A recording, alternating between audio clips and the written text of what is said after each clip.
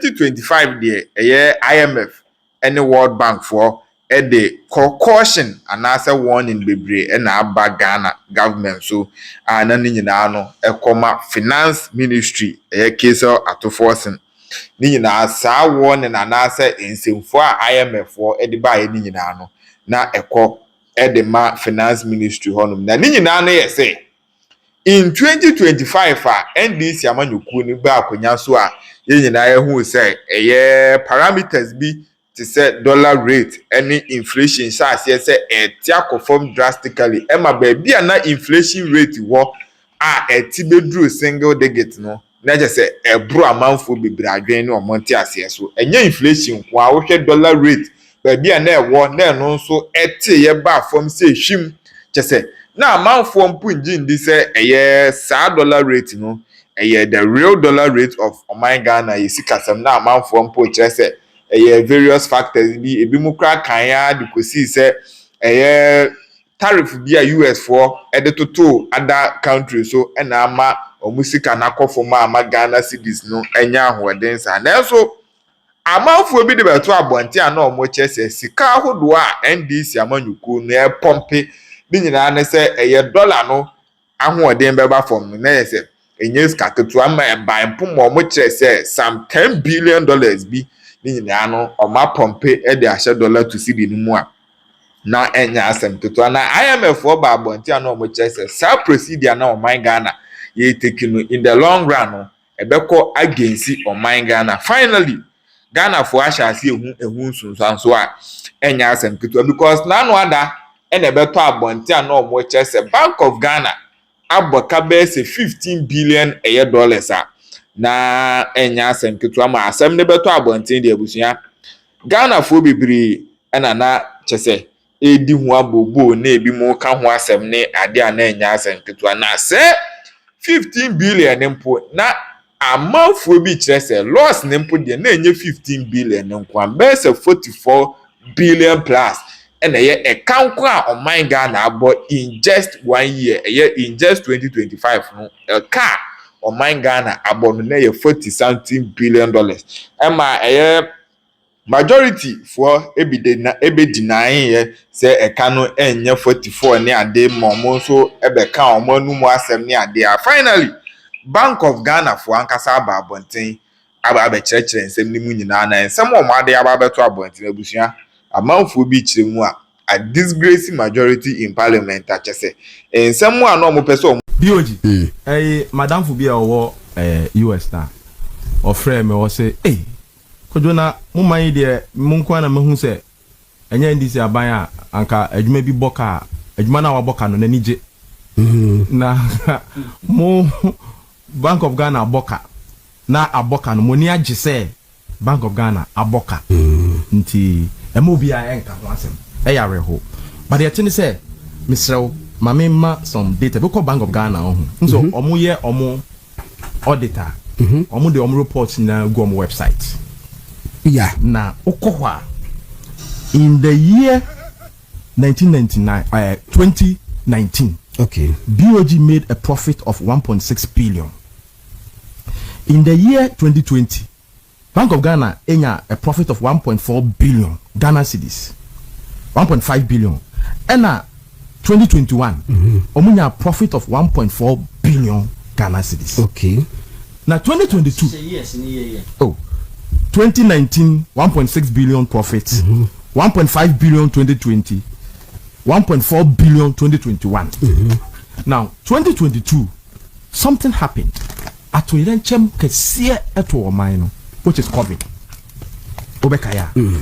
Now COVID by so we share emra pon a governing Bank of Ghana na the Act 612 na as amended na a chese sa atoyrenchem bi eto Oman no be it yare kese bi be it a disaster bi nsuo bibi ni ade a the section 30 ni chese Bank of Ghana timi bo besia Oman ne besia man timi de ha ne ho eye nyoma kakra eboa enti 2022 unja COVID started 2020 2021 nimu no ekoba se na ɔman no akɔ hiahiam. In fact, na adwumayɛfoɔ koraa nkɔ adwuma ɛso na etua ɔmo ka.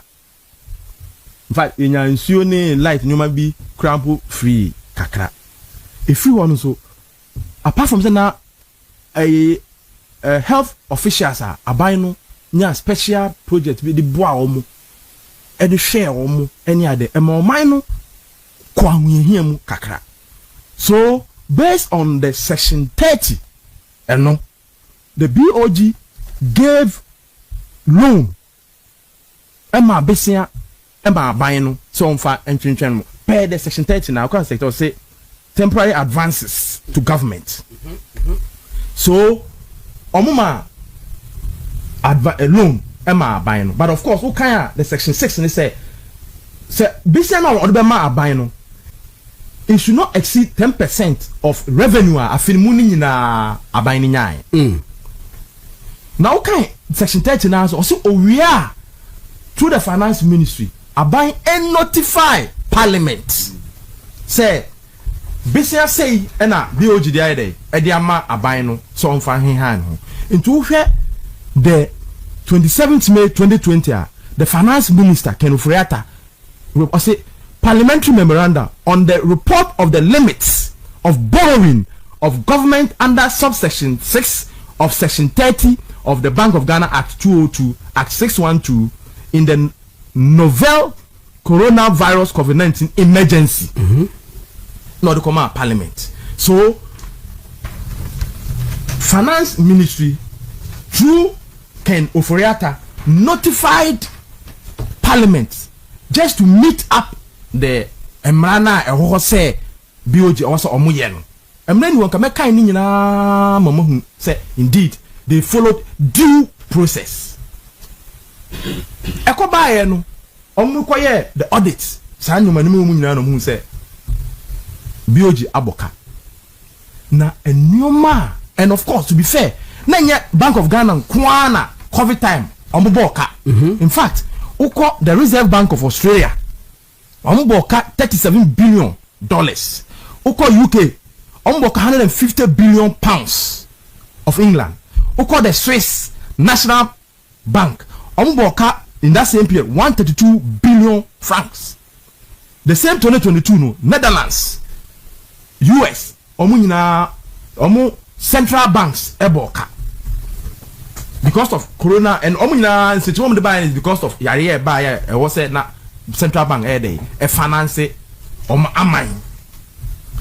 In spite of women the NDC went to town say omo ntibida. In fact God na Saribedi aku best friend Sami Jemfi oni Captain Smart ye interview ti asmo kan wo Bank of Ghana car or boy and they make quote say my best friend. Oh yes. Okay. So no now we publishing statement social media. Yeah. And your best friend. Now me intelligence on him. Oh dear. It doesn't mean say my best friend. Or a younger brother. My younger brother. Okay. See, Sami Jemfi say but only say Dr. Addison and his governors will face prosecution if NDC comes to power. For them. See. Ernest Addison, I'm quoting him. Ernest Addison is jail bound. Hey, he is destined for jail because nothing can save him from what he has done. There's no way Addison will not be prosecuted. No way. It is impossible. Even if he goes to Kuwait, we the NDC will make sure he faces prosecution, including his governors and the board. Is he above the law? No. Is this the rule of in this rule of law, nobody is above the law, unquote. See, the more Bank of Ghana prints money for the government, the more the nation suffers. And this printing, you know what? Who check it? The economic, anybody can Google it. Definition of printing of money are two things: printing of the normal cash to finance the activities of the bank, which happens all the time anyway. Yes, new currency, scanner, sometimes. A cha, you're printing for shame. And there's another second definition of printing of money, which is borrowing. What they are saying. But NDC deliberately borrowing, no, they were not saying borrowing, I'm saying printing of money to confuse their supporters and Ghanaians say, and you're confused to deceive. ampa That is the thing. Kwame, you are right. No more no, and almost had to share 120 days social contract with the people of Ghana. Say, so NDC ba Abema, till they will investigate the illegal printing of money. Promise 13. Omba making sure say omba be you illegal printing of money. Meanwhile, they knew from day one say it wasn't illegal in the printing of money because they have through the BOG Act and Finance Ministry they have notified the Parliament say yes. So Oma trigger the emergency clause. Abeji the 10% of revenue a year no sika from BOG to assist Abaino. Through this memoranda, they call Parliament. Yet they were insisting say it was illegal. Yes. And that Omuba they will prosecute Addison and all the governors. The then minority leader. Peter Bacho for back a document family city. BOG There be and this for the be a mammy. I want to be one mammy. Printing of money. No. Any almost 13 family. 13. My science right. The picture kind first no. Yes. And I'm that to me picture but let me say I get that clear but at least it's a no was say Dr. Ernest Addison and his governors will face prosecution if NDC comes to power. Yes. Sami Jenfi. And the Peter reading. The quote no. Also jail bound. Yes. Ernest Addison is jail bound. Yes. He is destined for jail because nothing can save him for what he has done. There's no way Addison will not be prosecuted. No way. It is impossible even if he goes to Kuwait. We NDC will make sure he faces prosecution, including his governors and board. Is he above the law? Is this rule of law era? Nobody's above the law. He will face full accountability on many other things, including this. That is 60 billion losses. Yes. And all kind. Okay. Now that's enough when you Kuwait wow. Now unim. So share. The then minority leader and now finance minister. Or the BOJ governor has messed us up. No, we in quotation. You see the sad aspect. Or say this is how the governor of the central bank, Dr. Addison, who is now known as printer of money, unquote, printer of money, conspired with members of the economic management team led by the failed Alhaji Mahmoud Bawumia and the inept. Look at the choice of words. Finance minister Ken Ofori-Atta. One problem, one bond to destroy Ghana's central bank. All because central bank are there. Almost say Omaboka. And you know, but they even went on demonstration. Right? Echo Jina BOG premises say Oma BOG governor no 21 days to resign because governor Ama BOG Aboka. And many examples are time may not permit me to go into it. Here they are. And the name now if you want 2024 a council take about 9 billion. Now and Bank of Ghana Aboka. Almost say Omokana Omabono. Papa Nanya Bonikana BOG. Now we see COVID. BOG Boka to make sure so obey save lives. I know there enya the papa o COVID time am 40 omu nyed my teacher for nurse for near day I was say tu omuka BOG a boka more bo abani besia mani to me cater for the needs of the people. And there enyo and no ye a major problem e be here NC da and BOG aboka. Now unim the yemani ya reho ni say unim say kanom say ukwa about no be so bia say ka say no boy 15 point something billion me boy and that's how no kai good and a minority by press conference true upon comma so no it's not true in fact give the say can hear more than what the omo report no say in fact isa and NDC person say minority the oma bon na MP before kan okore and the BOG issued Q&A on their website on questions and answers on last Thursday. na asembisa ni iya no me that's fantastic now the first question omu bisa oma iya no signed by the current governor ya Siama o say a car BOG boy say the answer oma BOG in their report the May. Okay. Or say the bank reported an operational loss of 15.63 billion. Okay.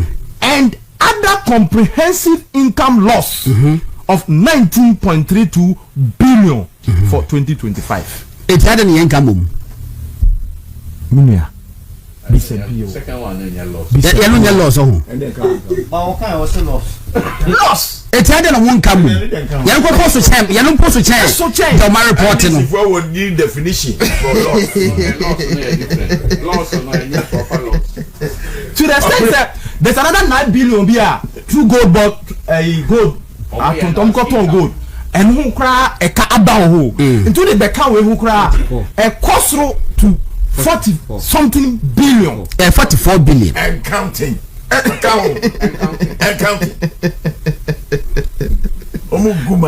What I say, and so unim say cleverly almost say 15 billion now from 9 billion to 15 million and soon be almost stabilize the economy, which is in trouble. Economy will stabilize. Well, okay, mami. Oh, Kwame, me a class prefect too. So we are mesamba na kwa rapport. Eti ba men kwa wudu. O de hwe, o de mami kan. Me repeat. Okay. Mami kan 2 pe na ye wawie. Hwe unim say e kwa o mu fa so ye accounting ni krampo no. Oma agya tum say oma mfa the normal accepted process now over the years. Ye dey audit or BOG. Etunim say e kwa o mu fa so yo mu die. Se ka sana BOG Addison at the year any na nke all reports that the so-called 60 billion no. Dabi. What you say? Okay, even the 2024 9 billion and the so-called 9 billion now on report to you. Yes. So paper form Jomo body because Omoboki. Oh, okay.